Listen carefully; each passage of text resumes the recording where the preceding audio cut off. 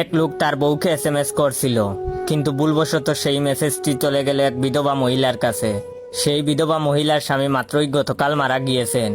যাই হোক, মহিলা মেসেজটি খুললেন, পড়লেন এবং সাথে সাথে অজ্ঞান হয়ে মাটিতে পড়ে গেলেন। কি লেখা ছিল সেই মেসেজে, যে কারণে মহিলাটি অজ্ঞান হয়ে গেল? মেসেজে লেখা ছিল যে, আমার প্রিয় বউ, আমি ঠিকঠাক মতোই পৌঁছেছি। আমি জানি তুমি আমার কাছ থেকে মেসেজ আশা করনি। এখানেও আজকাল মোবাইল ফোন এসে পড়েছে। আমি আসার সাথে সাথে তারা আমাকে একটি মোবাইল ফোন গিফট করেছে। সেই মোবাইল থেকেই আমি তোমাকে মেসেজ পাঠালাম। তুমি জেনে আরো খুশি হবে যে তারা সবাই এখন তোমার জন্য অপেক্ষা করছে। আশা করা যায় কাল পরশুর মধ্যেই তুমিও চলে আসবে। আশা করি তোমার যাত্রাও হবে আমার মতো সুখের। তোমার অপেক্ষায় রইলাম।